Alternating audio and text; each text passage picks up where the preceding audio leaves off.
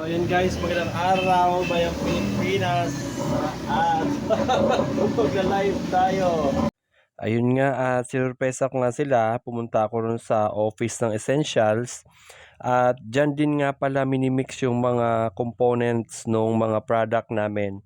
So makikita nyo guys, ayan, ginagawa nila ngayon yung fabric conditioner. So ayan, may malaking drum dyan, dyan kami nagmimix, yan yung mixing drum. Actually may mga drum kami dyan, iba-iba yung laki, pero dyan kasi sa mga ganyang klaseng drum na malalaki, dyan talaga kami nagmimix kasi yan drum na yan ay hindi yan nagfe-fade or hindi nababakbak. May mga drum kasi na yung quality, yung residue mismo ng plastic ay posibleng masama doon sa mga minimix namin na component. So yun, yung drum na yun ay specialized yun na pang mix lang talaga namin.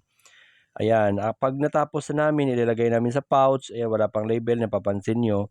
Saka lang kasi namin nilalagyan ng label kapag tapos sa lahat ng mixing namin at saka nilagay na namin sa pouch. So, everyday yan may mga may mga trabaho kami na naka-specify daily. So, example, ngayon mixing lang lahat or bukas magbabalot lang lahat, gano'n. Ayan, may mga nabalot na kaming powder, so hindi namin kasi pwedeng i-expose yan. Pagka nabalot, lagay muna namin sa box, saka kami mag-label din ng sabay-sabay. So, iba yung araw doon sa labeling namin. Kasi marami yan, tinatapos talaga muna namin lahat ng mixing. Pagka nababad na yan, actually may mga pa yan guys may mga downtime yan. Kapag katapos mo siyang i-mix, hindi agad-agad yan binabalot. May mga days yan, kung ilang days, depende yan sa sa kung anong material o anong kalalabasan nung product namin, depende yan kung ilang araw din namin siya binababad. So ayan, napansin nyo may mga sabon din dyan para sa mukha, sa katawan. So kami rin ang nagpo-formulate niyan, sarili naming formulation niyan kasi kami rin mismo yung gumagamit. Marami kaming brand ng sabon. So iba-ibang yan, iba-ibang variants ng sabon niyan na ginagamit mismo namin. Licorice, charcoal, glutathione, kojic, lahat yan guys ginagamit ko. So ako mismo ang nag-formulate niyan. Kami nung mga professionals na kasama ko at ni-request namin sa laboratory na dapat ganun lang din yung formula. So galing yan sa mga suggestion yan ng mga professionals galing sa clinic.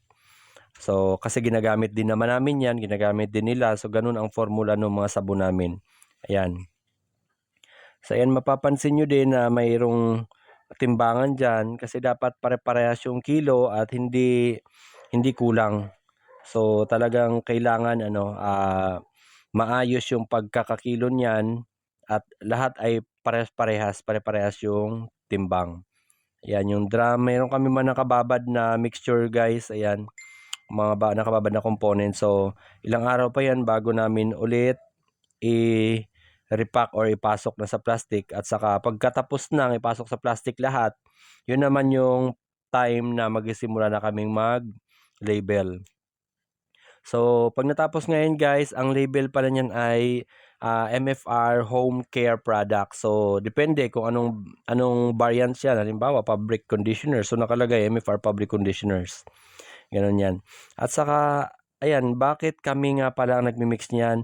Guys, certified kami na pwedeng mag-mix ng mga component na yan dahil nag-aral talaga kami at well-trained kami ng DOST. Meron kami mga certificate dyan. Ako mismo at yung naka-pink dyan, si Christian, ay tatlo kami nag-aral niyan. So may mga certificate talaga kami niyan. So pwede talaga kaming mag-mix ng mga component na yan. Ayun, tinuro ko yung aircon kasi yung lugar na yan, dapat malamig yung area kapag gumagawa ka ng ganyan. Ayan, may mga drums kami sa labas. So yung mga drum na yan sa labas, may mga laman din yan.